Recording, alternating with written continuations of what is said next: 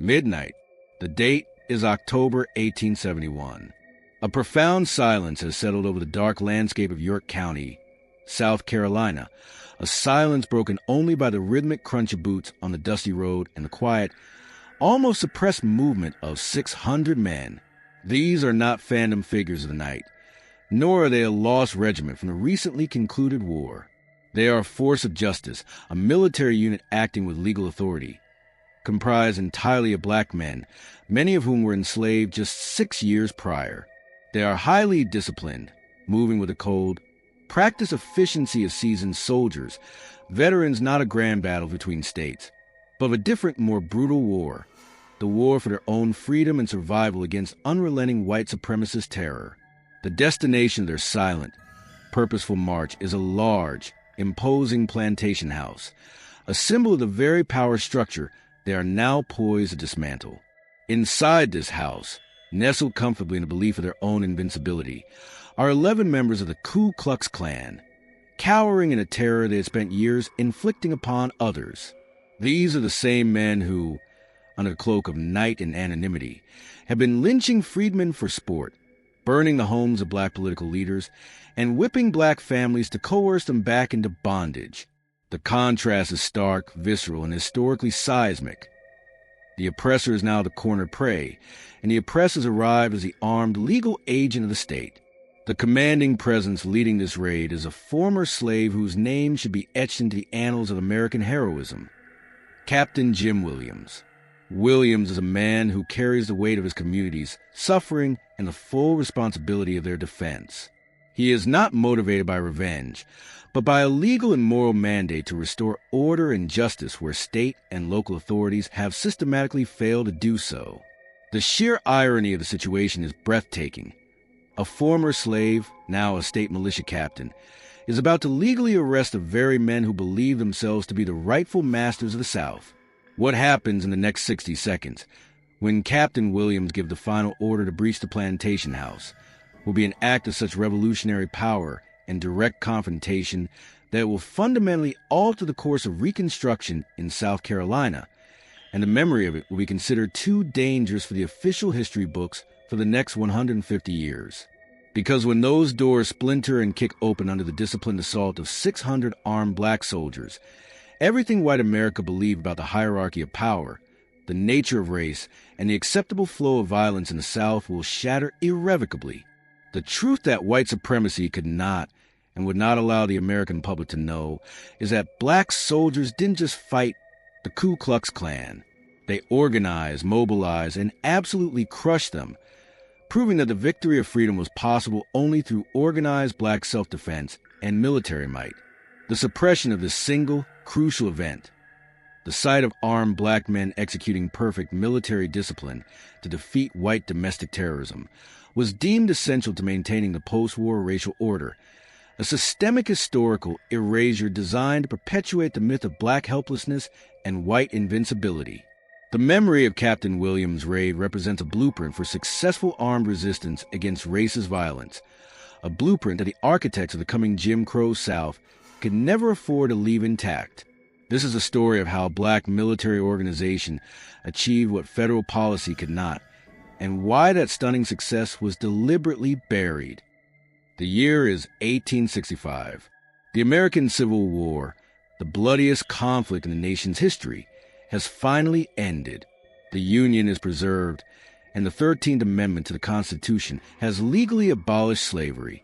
4 million black Americans, once classified as property, have been declared free men and women. The joy and sheer magnitude of this moment are incalculable, a sudden, profound shift in existence that redefined an entire people. For generations, they had endured unimaginable cruelty, forced labor, and systematic dehumanization. But now, finally, the chains were broken. They were free. Yet this freedom, delivered on paper and backed by the distant authority of a victorious northern government, meant almost nothing when immediately confronted by the hostile, unyielding reality of the former Confederacy. The physical landscape and the local power structure had not changed. For a million black Americans were still surrounded, isolated, and outnumbered by people who had spent generations treating them as property, defining their very identity through the lens of ownership, brutality, and racial superiority. The emancipation was not a shared celebration. It was the ultimate, bitter defeat for the Southern white population, a defeat they were entirely unwilling to accept in practice.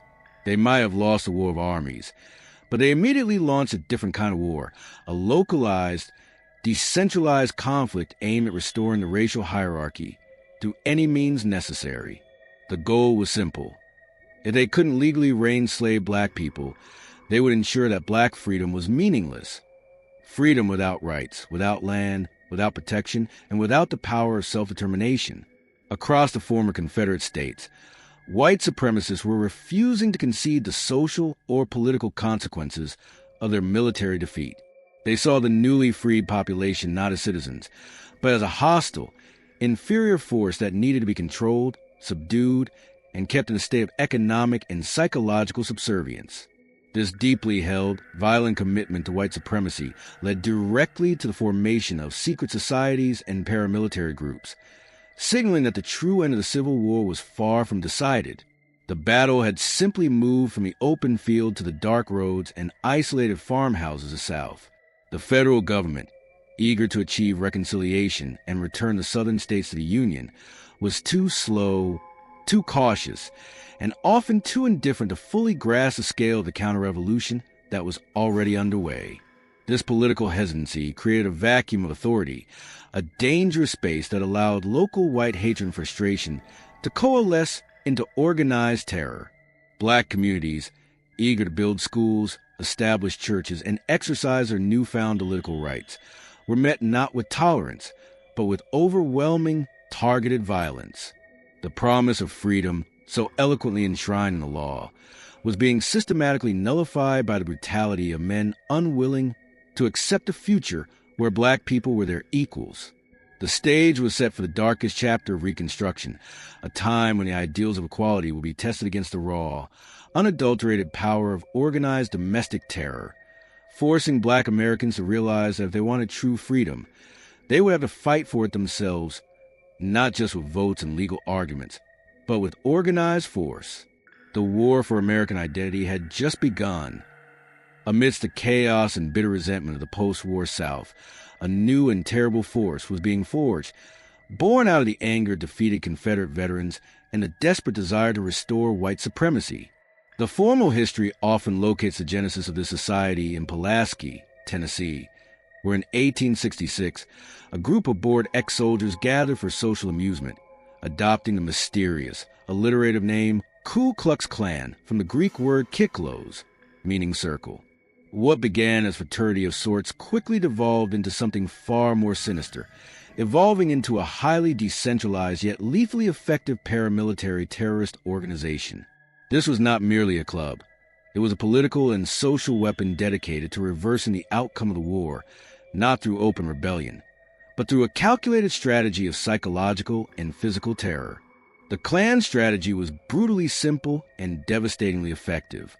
They understood that the core of white supremacy lay in the perception of power and control. By concealing their identities under white sheets and hoods, garments that served both as costumes of intimidation and practical disguises, they transformed into spectral, almost supernatural agents of fear, riding at night when the psychological vulnerability of their victims was highest. The anonymity allowed their violence to appear ubiquitous and inescapable, turning every white man into a potential Klansman. Their violence was not random. It was strategic and deeply political. They targeted anyone who represented black freedom or Republican political power. A freedman who dared to register to vote or attempted to cast a ballot found his house burned to the ground before the next sunrise. A black political leader or educator who spoke up for his community was dragged from his bed in the dead of night and lynched, the act serving as a public warning to anyone else who might contemplate self-determination. A black family that tried to buy their own land or establish independent farming was whipped, often publicly and brutally, until they agreed to sign contract returning them to the servitude of working for their former white masters, ensuring the continuation of the Southern economic model.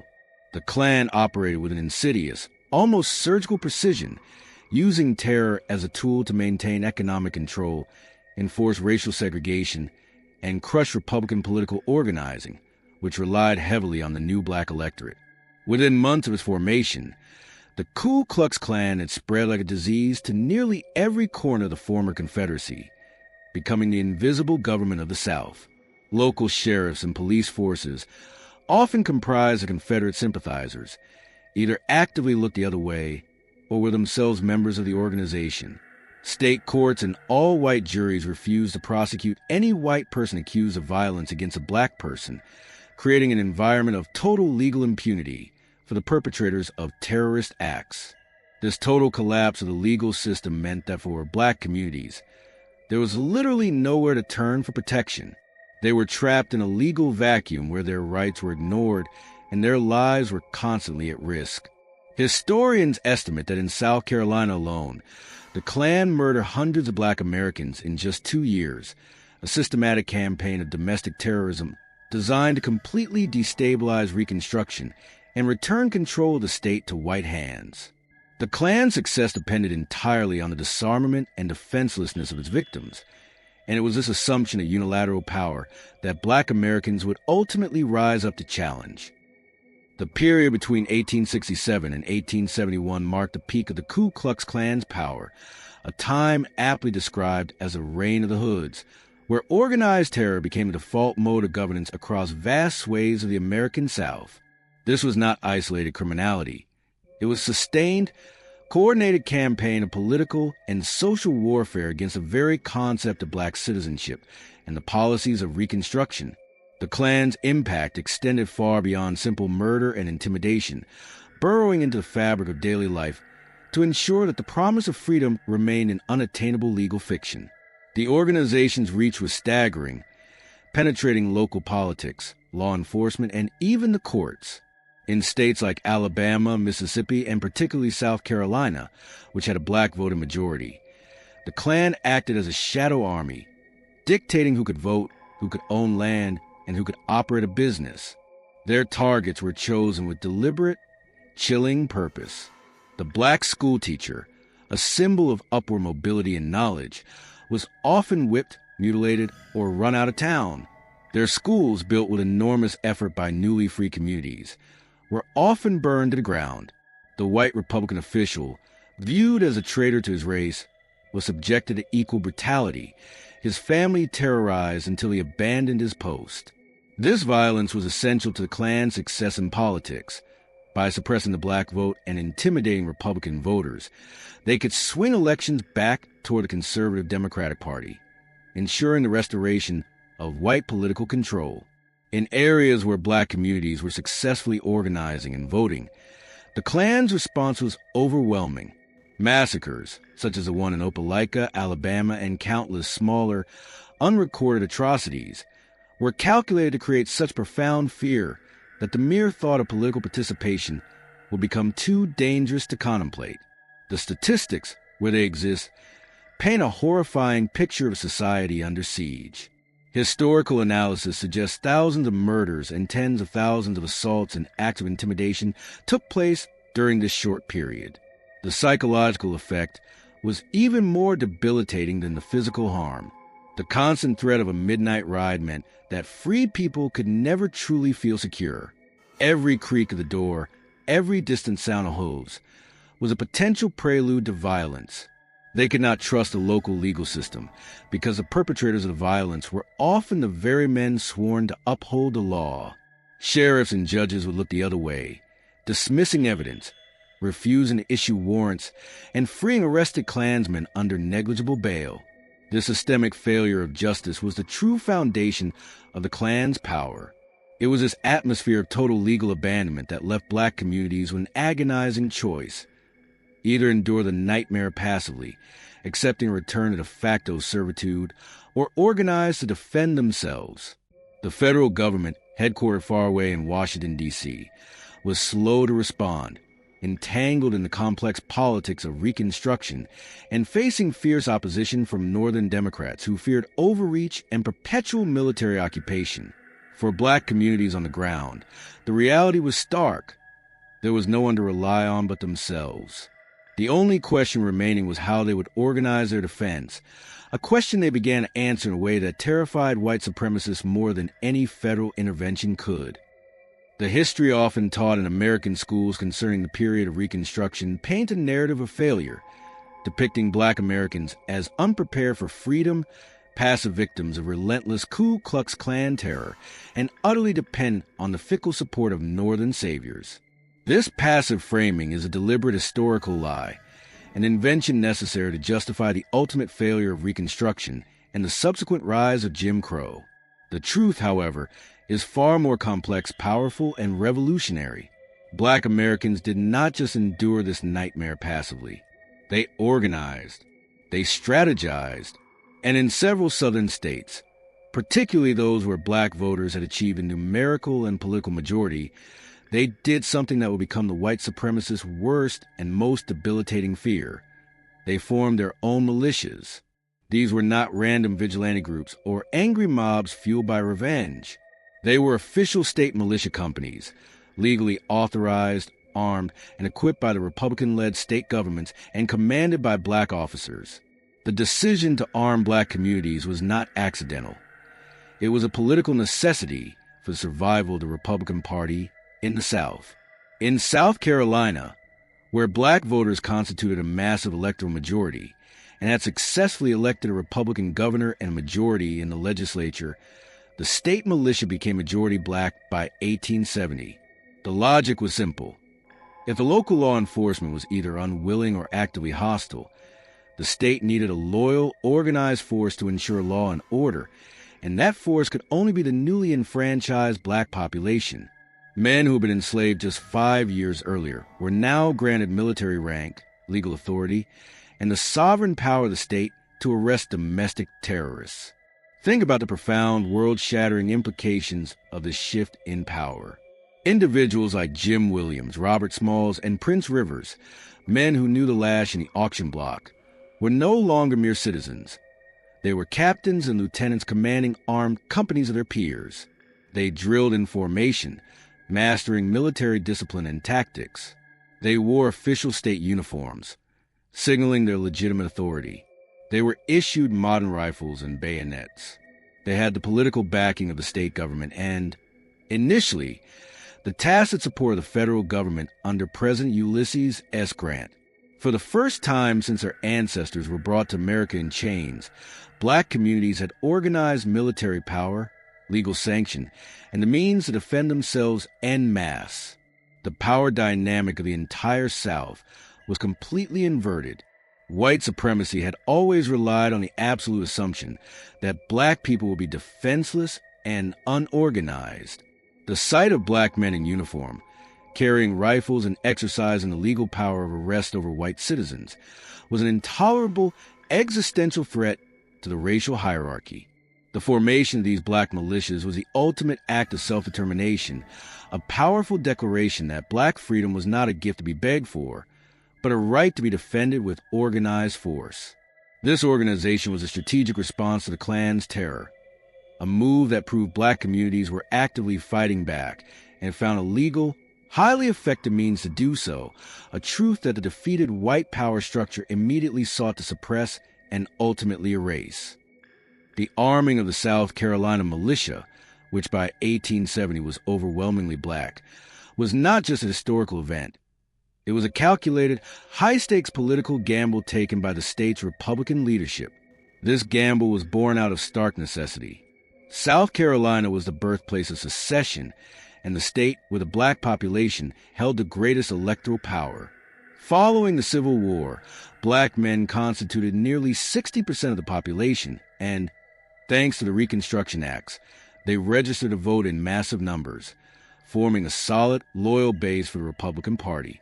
This overwhelming Black political participation resulted in a Republican government that, for the first time in American history, included numerous Black legislators, lieutenant governors, and even representatives in the U.S. Congress.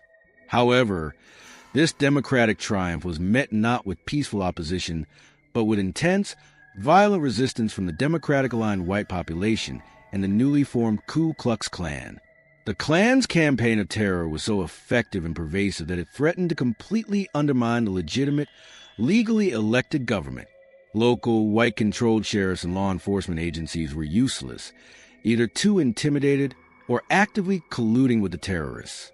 Governor Robert Scott, a white Republican from Ohio, and the state legislature, many of whom were black, realized they had only one recourse to maintain order and defend the state's constitutional integrity. They had to create a loyal military force. This led to the passage of laws fully integrating the state militia and providing it with substantial state funding and equipment. The militia, under command of Adjutant General Frank C. Hammond, quickly became the armed wing of the Reconstruction government, drawing its strength from the only loyal demographic, the freedmen. The decision to arm black citizens was revolutionary and dangerous. It provided thousands of black men with military training, weapons, and uniforms, granting them the ultimate symbol and tool of state power.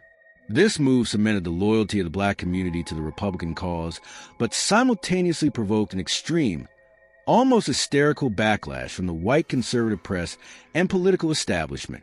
They immediately seized upon the image of the armed black soldier as the ultimate confirmation of their darkest fears. Negro rule. The Republican gamble was this: a stable, equitable South could only be built on the foundation of black political power, and that power could only be protected by black military force. The risk was that this force would be used as a pretext for greater federal interference or, worse, ignite the race war that white supremacists constantly prophesied. But for Governor Scott and his black allies in the legislature, the alternative, allowing the Klan to dismantle democracy through terror, was unacceptable. The gamble paid off in terms of immediate defense, creating the first effective military barrier against Klan violence and setting the stage for the definitive confrontation between black organized power and white terror. The rifles distributed to black men were not just instruments of defense. They were instruments of state legitimacy, a fact that white supremacists understood instantly and violently rejected. The transformation of former slaves into state militia officers, captains, lieutenants, and sergeants was more than a mere administrative change. It was a deep, existential shift that completely inverted the established racial hierarchy of the South. The speed of this transition was breathtaking. Just 5 years after the Civil War ended, men like Jim Williams, Robert Smalls, who would become a legendary politician, and Prince Rivers were not only citizens but also holders of military rank, authority, and the legal power to command, arrest, and prosecute. Their authority was not derived from vigilante action, but from the full sanction of the state of South Carolina. Imagine the weight of that title, Captain Jim Williams. It signified legal sovereignty, discipline, and the organized capacity to enact state authority. These men, who had been whipped for merely learning to read, were now in command of hundreds of armed soldiers. The process of establishing these units was meticulous and deeply serious. They drilled in formation, learning the intricate commands and maneuvers of military engagement. They wore officially issued uniforms, a powerful visual symbol of their new status, a uniform that immediately designated them as agents of the government and not mere laborers. They were issued high-quality rifles, often modern breech-loading models, ensuring they were equipped to meet the Klan's night riders with superior firepower. The psychological impact of this transformation cannot be overstated. For black communities, the presence of their neighbors, brothers, and sons in uniform was the first true evidence of freedom's reality, a visible, armed shield against terror. For the white supremacist population, it was a final, intolerable humiliation. The men they had mocked as ignorant, savage, and fit only for the cotton field were now standing over them, backed by the authority of law. Black officers were now legally authorized to conduct investigations, issue warrants, and command armed companies to arrest white citizens, including prominent former Confederate veterans. This power dynamic was a most profound and direct challenge to the entire ideology of white supremacy. The Klan had built its power on the assumption of black defenselessness. The black militia shattered that assumption entirely. The militia became a school of citizenship and leadership. The officers, many of whom were intelligent and politically astute, used their rank not for revenge, but for the systematic defense of civil rights and the maintenance of public order, fulfilling the highest ideals of state service. They were not an angry mob. They were a disciplined army acting under color of law, which is exactly what made them so terrifying to the white population. Their organization proved that black men were not only capable of self-governance, but were also the most effective force for restoring stability and law to the chaotic, terrorized South. This was the moment where black military discipline met white supremacist chaos, and the law was finally on the side of the oppressed. The reaction from the white supremacist establishment to the arming and deployment of the black militias was an immediate, comprehensive, and hysterical media campaign designed to demonize black soldiers and panic the white population into demanding federal intervention against the Reconstruction government. Southern newspapers, all of which were controlled by white conservatives, launched a propaganda war that was relentless and vicious, screaming daily about Negro rule and the impending race war.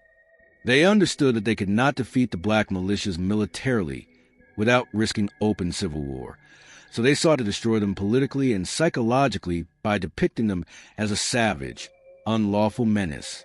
Southern papers published grotesque, dehumanizing cartoons that often depicted black soldiers as savage apes with guns, a direct appeal to the racist pseudo-signs of the era, designed to justify the violence used against them.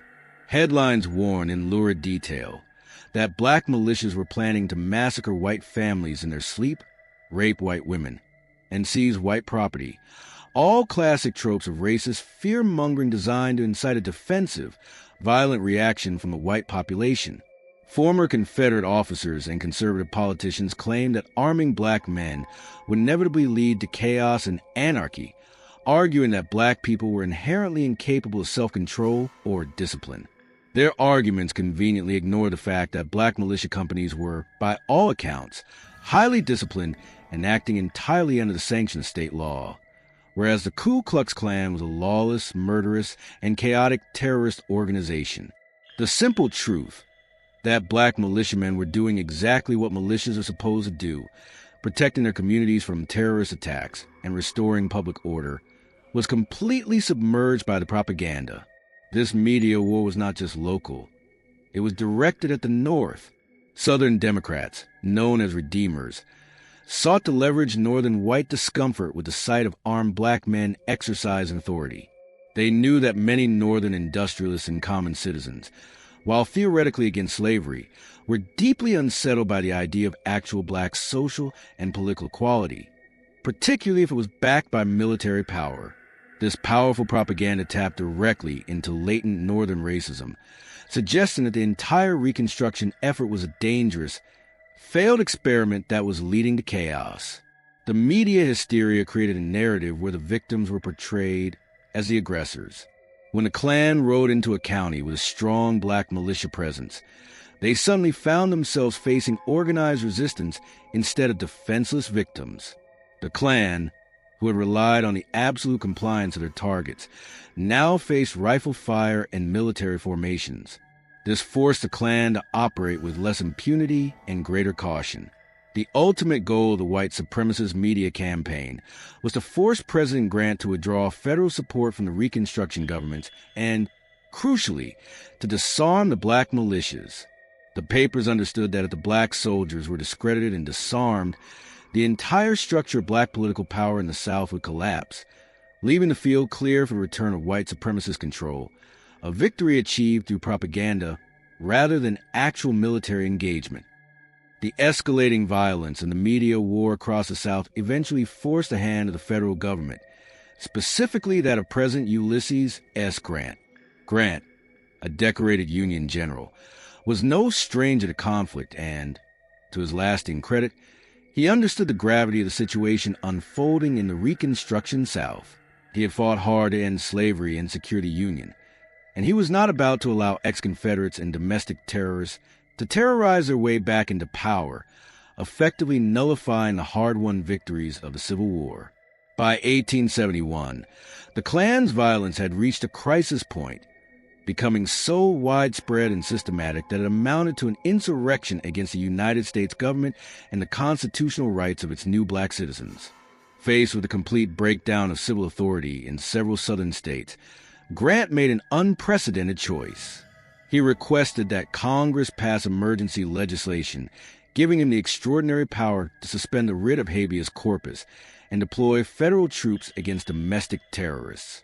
Congress, recognizing the severity of the crisis, agreed and passed the Ku Klux Klan Act of 1871, also known as the Enforcement Act of 1871. This act declared that Klan activity constituted rebellion against the United States, giving the president the legal tools necessary to intervene directly. The passage of the act was a direct recognition of the fact that the Klan was not a collection of local hooligans, but a well-organized, large-scale enemy of the state. Grant did not hesitate to use his new power. In October 1871, he declared martial law in 9 particularly volatile counties in South Carolina, the epicenter of the Klan's terror and the strength of the black militia, and sent in the U.S. Army. The deployment of federal troops was a massive commitment of resources and political will, signifying that the federal government was finally taking the threat seriously. The arrival of the Army immediately provided a protective barrier for black communities and intimidated local Klansmen. But here's the crucial detail that history books so often bury or overlook. Those federal troops did not work alone. They coordinated their entire operation with the existing black militia companies of the South Carolina State Militia, treating these armed black units as legitimate, reliable military allies. For a brief, shining, and utterly revolutionary moment, the United States government fully backed organized, armed black resistance against white supremacy. Federal officers provided intelligence to black captains, who in turn provided the local knowledge and manpower necessary for mass arrests. This was a partnership of equals, a formal military and legal alliance between the United States Army and armed black men acting under state authority. The political and social implications of this alliance were staggering, representing the highest point of official federal commitment to black rights and power during the entire Reconstruction era. The formal coordination between the United States Army and the black militia companies of South Carolina established one of the most revolutionary alliances in American history. It was a partnership rooted in both political necessity and an objective assessment of military effectiveness. Federal authorities quickly realized that their northern troops were often ineffective in identifying and apprehending Klansmen who were integrated into the local white community and knew the terrain intimately. The black militias, however, were perfect allies. Their officers and men were local. They knew exactly who the perpetrators were, where they lived, and where they hid. They had the personal motivation to ensure justice was served, and they possessed a military organization to execute mass arrests with discipline. This alliance was a living embodiment of the radical shift in Southern society. Black men who had been whipped for learning to read were now working alongside federal officers, including veterans who had fought the Confederacy, to arrest their former masters. Black captains, men who could have been lynched merely for looking a white man in the eye a few years prior, were now interrogating white Confederate veterans about their crimes and their terrorist activities. The entire racial hierarchy of the South was being turned upside down at gunpoint and was completely legal, carried out under the explicit authority of the United States President. This partnership involved shared intelligence, joint patrols, and most critically, the use of black militia forces to surround and secure areas for federal arrests. The militiamen provided the critical manpower and local expertise that made the federal intervention so overwhelmingly successful. The federal government's backing gave the black militias an unparalleled shield of legitimacy. Klansmen who might have retaliated against a solely black-led raid were far more hesitant when they knew the U.S. Army was only a few miles away, ready to enforce federal law. The psychological impact of this unified front was immense. White supremacists had built their entire power structure on the assumption that black people would always be defenseless and that the flow of violence would always be unidirectional, from white to black. The existence of organized, armed, state-sanctioned black military units, now operating in direct support of the federal government, shattered that assumption entirely.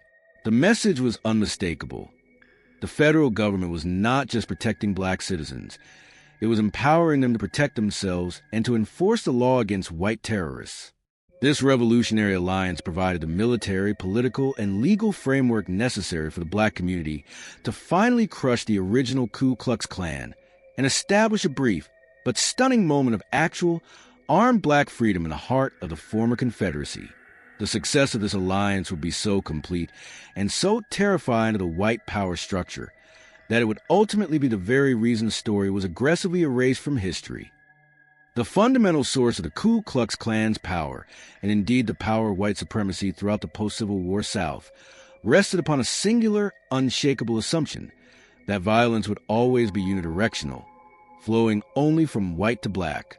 This belief was rooted in centuries of chattel slavery, where the enslaved were systematically disarmed, terrorized, and rendered legally and physically defenseless against the aggression of their masters. The entire social and economic system of the South relied on this imbalance, this certainty that black communities, no matter how numerous or oppressed, would never possess the organized capacity or the legal authority to fight back effectively against white aggression. The existence of the officially sanctioned, state-armed black militia companies shattered this assumption entirely, representing a profound, existential threat to the racial order. For the first time, white terrorists, operating under a cloak of anonymity and relying on the historical surety of defenseless victims, suddenly faced the terrifying prospect of organized, legal, and equally armed resistance. When the Klan rode into a county with a strong black militia presence, they were no longer simply terrifying unarmed families. They were encountering professional military force that had every legal right to shoot back, arrest them, and hold them accountable for their crimes. The psychological blow this delivered to the white supremacist movement was devastating. Their entire mythology, that of the superior, rightful, and untouchable white master, was built on a fragile foundation of manufactured black powerlessness. The sight of black men in uniform, drilling in formation and confidently carrying rifles, eroded this mythology daily. The Klan's tactics of terror depended on the victim's inability to report, pursue, or retaliate. The black militias short-circuited all three. They provided immediate protection, conducted organized pursuits, and, most importantly, operated within the legal framework provided by the Reconstruction government, meaning their arrests were valid and their testimony would be accepted in federal court. This shift meant that the white supremacist found himself stripped of his most potent weapon, impunity. He could no longer rely on the local sheriff to ignore his crime or the local jury to acquit him. He was now subject to the rule of law as enforced by the very people he sought to subjugate. The ability of the black militias to mobilize rapidly, use disciplined military tactics, and collaborate with federal law enforcement turned the Klan's night rides from exercises in absolute power into high-risk criminal ventures. The violence, which was previously a monologue of white aggression, became a dialogue of armed confrontation. The Klan's members were forced to look at the freedmen not as property or targets, but as soldiers, citizens, and legally authorized agents of power. This was the true revolution of the black militias. They did not simply survive the terror. They dismantled the fundamental racial assumption that made the terror possible in the first place, proving that organization and self-defense were the most effective antidote to white supremacist violence. The South would never be the same, even if only for a few crucial years, because the power of the gun had ceased to be a monopoly of the oppressor. The breaking point in the undeclared war between the Ku Klux Klan and the black community was reached in October 1871 in York County, South Carolina, a region that had become one of the most volatile and terrorized districts in the state. The tension had been building for months, fueled by relentless Klan violence and the state government's unprecedented commitment to arming the local black population for self-defense. The Klan, seeing its traditional methods of intimidation failing against the armed readiness of the militias, decided to escalate their tactics with a clear, brutal message. They lynched a black militia man, executing him as a direct warning to others. The message was unmistakable and chillingly simple. Join the militia and you will die. The white supremacist expectation was that this act of extreme terror would finally break the resolve of the black community. They anticipated that black leaders would back down, that the militias would disband out of fear, and that the freedmen would accept that resistance was simply too dangerous, too costly in terms of human life. This expectation was based on the ingrained belief in black subservience and a predictable retreat in the face of overwhelming white aggression. But Captain Jim Williams, the leader of the local militia company, a man whose quiet resolve masked a deep and unyielding commitment to justice, had reached his limit. Williams was not a man of rash emotional responses. He was a leader who had watched his neighbors terrorized for years. He had seen the orphaned children, the women widowed by midnight lynchings, and the economic devastation wrought by the Klan's campaign to force black laborers back onto plantations. He had listened patiently to white authorities offer excuses for why they couldn't stop the violence, excuses that he knew were lies masking complicity. And now, with one of his own soldiers murdered as a political threat, Williams decided he was done waiting for permission, done waiting for federal assistance, and done waiting for white society to finally acknowledge his community's rights. He decided to act decisively, leveraging the full legal authority vested in his rank as a state militia officer. Williams didn't call a vigilante meeting or an angry mob. He mustered his company of 600 armed men. This was a military mobilization, disciplined and purposeful, and its objective was not revenge, but precise, legal enforcement action against the known terrorist leadership in the county. This night march, which would become legendary in black communal memory even as it was aggressively scrubbed from official white historical accounts, was a direct response to the Klan's threat, a demonstration that the murder of militiamen would be met not with retreat, but with massive, organized, and lawful retaliation. Williams's action was a cold, calculated move to shift the risk and the fear back onto the terrorists, proving that their supposed invincibility was nothing more than a fiction that could be shattered by the resolute will of organized black soldiers. His leadership in this moment transcended simple defense. It became the definitive act of armed, sovereign self-determination. Captain Jim Williams' night march through York County was executed with a level of military precision and operational security that stands in stark contradiction to the savage mob narrative peddled by the white supremacist press. This was a professional military operation, not a chaotic outburst of communal anger. The 600 men moved through the darkness silently, without the aid of torches that might have alerted their targets, their movement characterized only by the muted sound of boots on dirt roads and the subtle rustle of their uniforms and gear. Their operational objective was clear, specific, and tactical. The plantation of a known prominent Klan leader, a man who had openly boasted about his participation in multiple lynchings and acts of terror. The raid was not about burning a barn or randomly assaulting a rival. It was about decapitating the local terrorist leadership and demonstrating the absolute superiority of organized, legal force. Upon arrival, Williams positioned his men in a massive, overwhelming perimeter, surrounding the plantation house completely. Every window, every exit, and every potential escape route was covered, ensuring that there was no way out for men inside. The preparation was perfect. The element of surprise was complete. Then came the final, iconic moment. The doors of the plantation house, which for years had sheltered a man who dispensed terror with impunity, splintered under the coordinated, powerful assault of the black militiamen. This was not a breach by an angry mob. It was an exercise in overwhelming, legally sanctioned force. The Klansmen inside, men who had spent years terrorizing defenseless, unarmed families, suddenly found themselves staring down the barrels of rifles held by black soldiers who had every single legal right to be there, with federal and state authority backing their actions. The shock and terror on the faces of the arrested men were palpable, representing the complete collapse of their racial reality. Williams and his men arrested 11 Klansmen that night, including the leader. The operation was handled with impeccable discipline. The suspects were dragged out of the house, still in their night clothes, their hands bound securely, and they were marched away to be handed over to federal custody. Crucially, not a single shot was fired by the black militia during the entire operation. The entire arrest was executed with the kind of calculated, non-violent discipline that would make any military commander proud.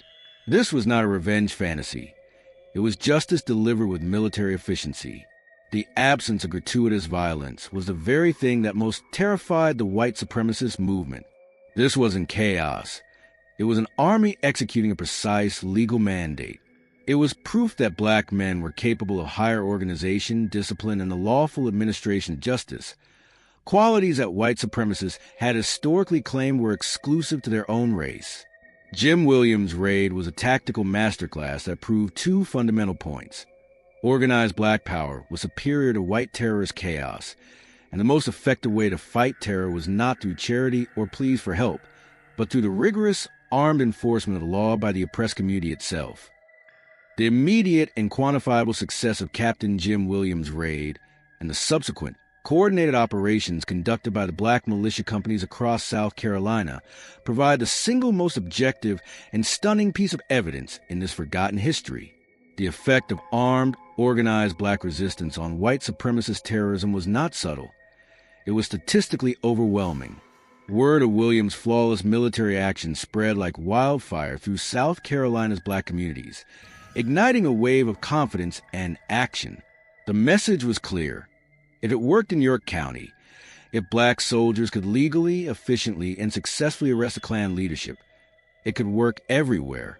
Within weeks, black militia captains across the state were conducting similar, targeted midnight operations. In Union County, a black officer, utilizing local intelligence and state authority, arrested an entire Klan den, capturing 19 men in a coordinated raid.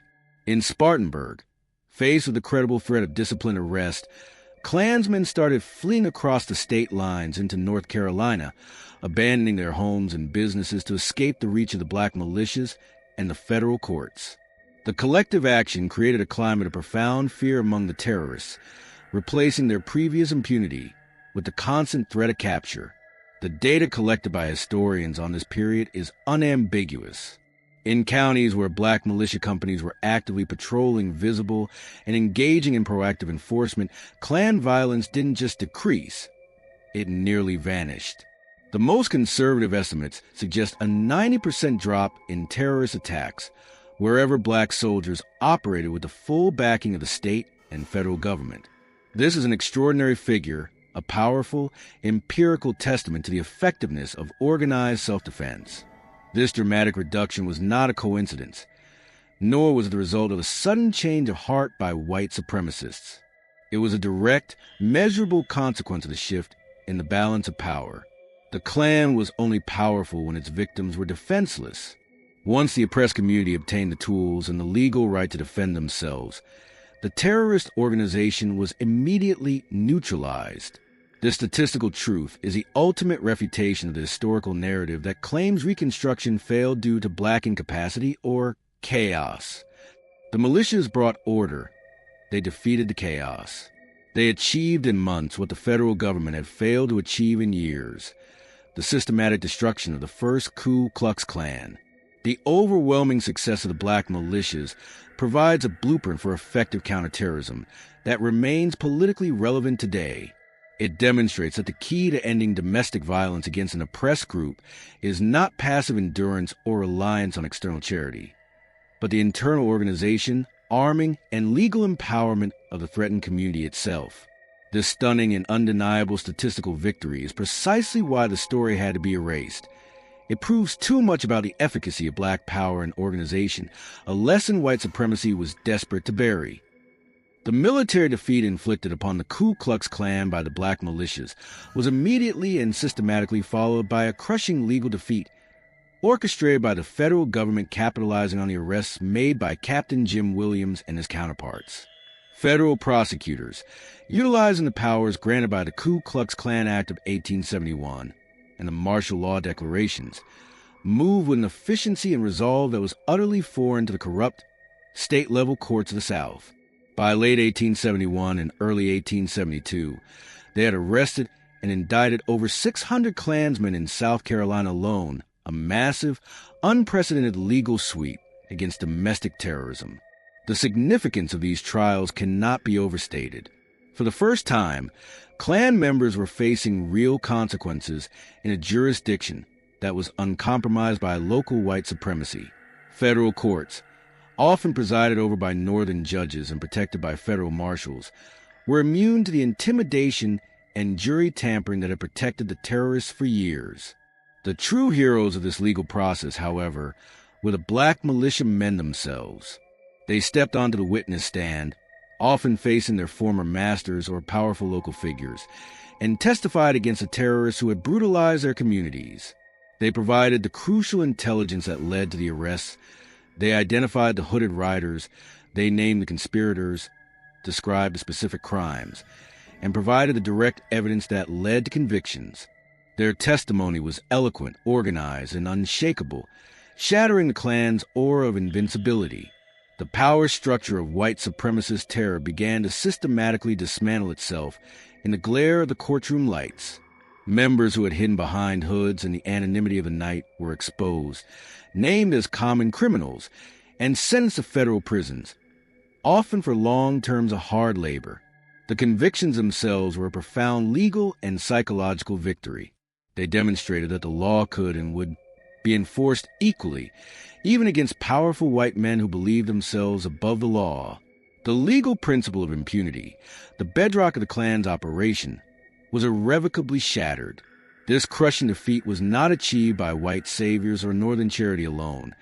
It was a direct result of successful synergy, black military organization providing the arrests, and federal legal authority providing convictions.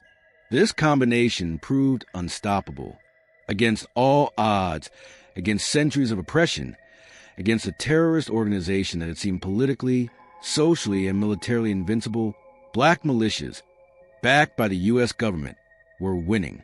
The original Ku Klux Klan, the one founded by Confederate veterans in 1865, was on the verge of complete collapse in South Carolina and significantly crippled in other southern states. This should have been heralded as one of the great triumphs of American history, a story of oppressed people using legal means, military discipline, and democratic processes to decisively defeat their oppressors and secure their own rights. It was a victory for rule of law and the highest ideals of Reconstruction, a victory that was hard-won, total, and ultimately too frightening for the rest of white America to tolerate. The stunning, systematic victory of the black militias over the Ku Klux Klan, while celebrated by black communities and Republican Reconstructionists, generated a wave of profound and unsettling discomfort across the white population of the North. This discomfort was a precursor to betrayal that would ultimately end Reconstruction. Northern whites, who had supported the Union cause and the abolition of slavery on abstract moral grounds, were largely unprepared for the reality of armed, organized, and empowered black equality. They were watching events unfold through biased newspaper illustrations and distorted accounts, seeing black soldiers with rifles arresting white men, reading detailed accounts of black captains interrogating white Confederate veterans, and witnessing complete violent inversion of the Southern social order. This was not the gentle, deferential freedom they had imagined. This was a fundamental shift in the locus of power, and many Northern whites simply did not like it. The core of the problem lay in a deep-seated, subtle racism that preferred the abstract notion of equality over the practical reality of black authority. Northern industrialists, eager to restore stable economic ties with the South, began to worry that the spectacle of armed black resistance would inspire labor unrest among black workers and, crucially, among white workers in the North. They feared that if black men successfully used armed organization to fight oppression in the South, that blueprint for resistance might spread, threatening the established economic hierarchy everywhere. Northern Democrats, sensing a massive political opportunity, seized on a narrative of Negro rule and chaos to reclaim Southern votes, arguing that the extreme measures of Reconstruction were leading to unnecessary race conflict and perpetual military occupation.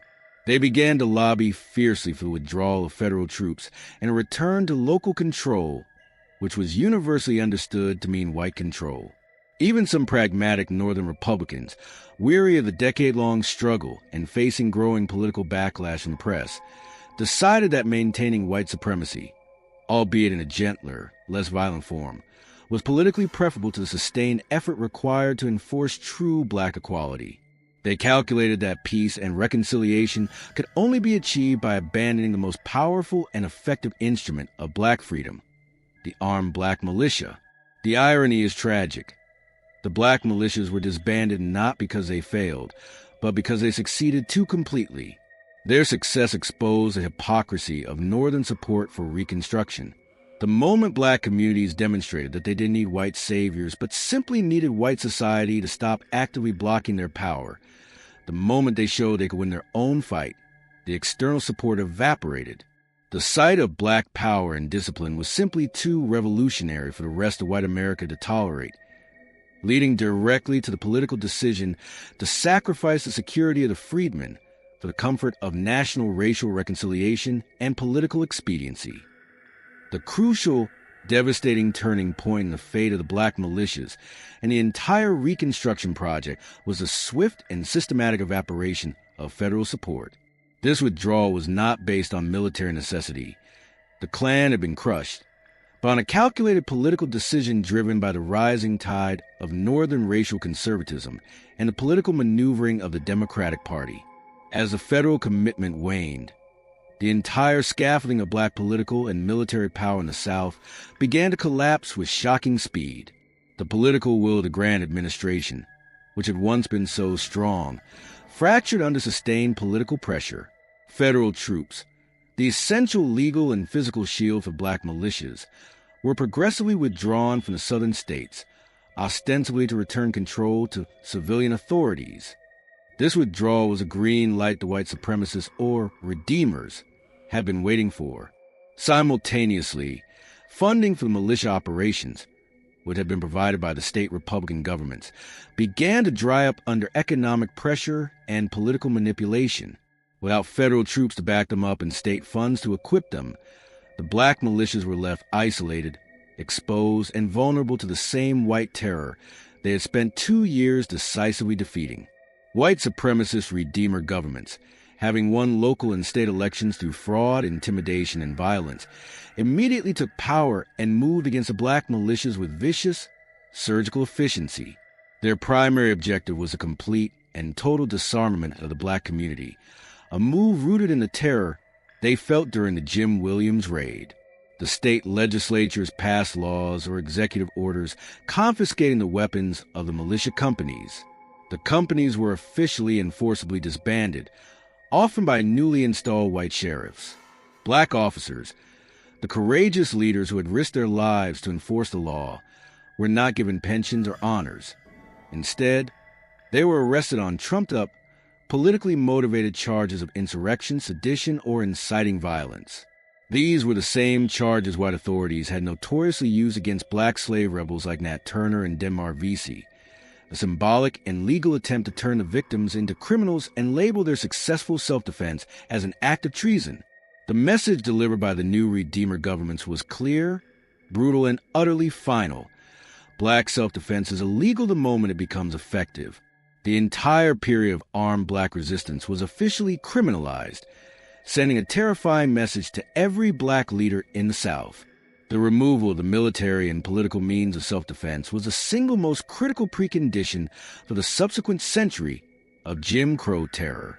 The power vacuum left by the withdrawal of federal authority and the disarmament of the black militias was instantly filled by white terrorist violence, ensuring that the unidirectional flow of power from white to black was violently reasserted, paving the way for the nightmare of the post-Reconstruction South. The systematic dismantling of the black militias culminated in a brutal, symbolic act of violence that perfectly encapsulated the betrayal of Reconstruction: the murder of Captain Jim Williams. Williams, the man who had authored the blueprint for defeating the Ku Klux Klan through organized, disciplined, and legal military action, became the ultimate target of white supremacist vengeance. His existence was an intolerable affront to the restored white order. He was living proof that black organization works, that black discipline is superior to white terror, and that black authority could successfully arrest and prosecute white criminals. Williams's victory in York County could not be allowed to stand, even in memory. In 1872, Jim Williams was murdered by white supremacists. The act was a lynching, pure and simple, a cold, calculated assassination designed not just to eliminate a political enemy, but to send a chilling, unambiguous message to every black leader and every potential black soldier remaining in the South. The message was, this is what happens when you win. This is what happens when you dare to use a law to enforce justice against the white establishment. The final, heartbreaking insult was the absolute failure of the legal system he had so bravely utilized. Williams's killers were never prosecuted. They never faced trial, despite the identity of the perpetrators being an open secret within the white community. They walked free, protected by the very same legal system. The state sheriffs, the local prosecutors, the all-white juries, that Williams had successfully circumvented and exposed just months before when he arrested their Klan brethren. The impunity had returned violently and decisively. The death of Jim Williams was not an isolated criminal act. It was a symbolic death of the black militia movement. His murder signaled the definitive end of the brief era of armed black political power. With Williams gone, with the federal troops gone, and with the guns confiscated, the black community was left once again in a state of total defenselessness. The promise of the Civil War was utterly extinguished. The militia companies were disbanded. The black officers stripped of their rank and authority, and the blueprint for resistance was violently erased from the public consciousness. This systematic disarmament and political betrayal created the necessary conditions for the rise of Jim Crow. The entire architecture of the subsequent century of racial oppression depended on the physical and legal defenselessness of the black population. Lynchings could only become a public spectacle in communities where black people had been stripped of their weapons and their organization. The Klan could only return and eventually become a massive national organization in the 20th century because white America had meticulously ensured that the success of Jim Williams and the black militias could never, ever be repeated. The story of Williams' defeat and murder became the ultimate lesson of the post-Reconstruction South. Organized black self-defense is not tolerated, even when it is legal and successful. The final and perhaps most successful component of the white supremacist counter-revolution was a great historical inversion. The systematic erasure and replacement of the true Reconstruction narrative with a massive, enduring lie. After the black militias were disarmed and defeated, and the Democratic Redeemers solidified power, historians and educators, overwhelmingly white and sympathetic to the Southern cause, set about rewriting the history books. Textbooks taught that Reconstruction had failed because black people were supposedly unprepared for freedom, because they were too ignorant to govern themselves, and because the period had simply descended into chaos and corruption. This narrative was a masterpiece of political and racial propaganda. It conveniently ignored the fact that the actual chaos was the organized domestic terrorism of the Ku Klux Klan, and the actual agents of order were the black militia companies, who had decisively restored peace and defeated the terrorists. The new history completely inverted the roles of victim and perpetrator. They wrote about the tragedy of Reconstruction, but the real tragedy, the federal government abandoning armed black communities to white supremacist violence, was left unmentioned. For 100 years, American children were taught that the Ku Klux Klan was some kind of unstoppable force of nature, an inevitable response to the failed experiment of black political participation. They were taught that black people were helpless victims, utterly dependent on white Northern charity for any protection at all. This historical erasure served a crucial political function. It justified the subsequent century of Jim Crow laws. By teaching that black Americans were incapable of self-governance or effective resistance, the system justified stripping them of voting rights, economic opportunity, and, most importantly, the right to self-defense. The revelation that the Ku Klux Klan, the original terrorist organization of 1865, did not disappear because white Americans suddenly developed a conscience is the core truth that was suppressed. The original Klan dissolved in 1871 and 1872 because black militias destroyed them militarily. They were defeated, beaten, and crushed by the very people they tried to terrorize. The Klan only came back in 1915, during the resurgence of the Second National Klan, because black communities across the South had been systematically disarmed for the preceding 40 years. The great historical inversion was not just a detail that slipped through the cracks. It was an active, deliberate suppression of the most powerful truth of the era. That black freedom was won by black force, and was lost only when that force was politically betrayed and disarmed. The myth of black incapacity was essential to maintaining the lie of white supremacy, and the destruction of the historical record was the final weapon used in the war against black power. The story of Captain Jim Williams and the black militia companies is not just forgotten history. It is actively suppressed history. It is the truth that white supremacy cannot tolerate, the knowledge that would dismantle its core mythology. Every gun control law written in the South after the collapse of Reconstruction was designed with one overarching, racist purpose: preventing black communities from arming themselves to the level of military organization achieved in 1871. Every restriction on assembly, every ban on black organization, every legal barrier of black self-defense. It all traces back to sheer, debilitating terror white supremacists felt when they saw black soldiers win. The entire architecture of Jim Crow violence depended absolutely on the enforced defenselessness of the black population. Lynchings could only happen in communities that had been stripped of weapons and organization. The Klan could only ride when they knew with absolute certainty that their victims could not shoot back. Jim Williams showed us the ultimate blueprint for resistance. He proved that black self-defense, when backed by legal authority and disciplined organization, isn't chaos or revenge. It is the most effective and swift form of justice. He demonstrated that black Americans didn't need white saviors, charity, or gradual progress granted from above. They needed only for white society to stop actively blocking their power and their capacity for self-determination. They needed the means to defend themselves, and when they had those means, they won. They won definitively, statistically, and legally. White America couldn't let that story survive because it would give every future generation of black people a clear, proven model for achieving and defending freedom. So, the names of the black captains were erased from the history books. Their achievements were buried under generations of lies about black incapacity and white benevolence. Their victory was systematically hidden, but the victory was real.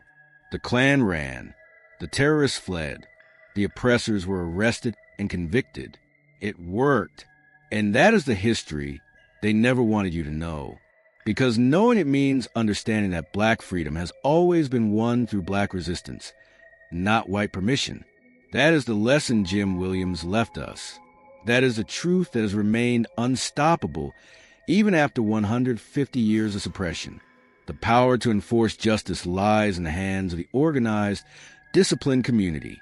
The suppression of this truth has had profound, lasting implications, shaping the American narrative on race, power, and violence for over a century.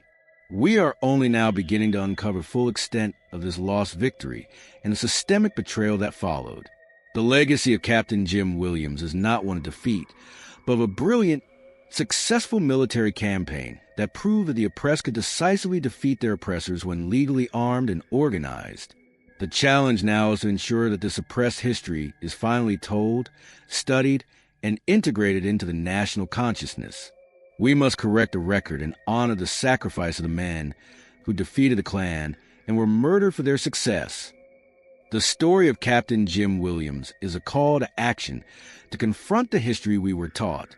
What other victories of organized black resistance do you believe have been deliberately erased from the American narrative? Share your thoughts and help us continue to uncover the suppressed truths of American history. If this story changed the way you view the Reconstruction era, please subscribe, and share this documentary to ensure the memory of the black militias and their victory over the KKK can never be forgotten again.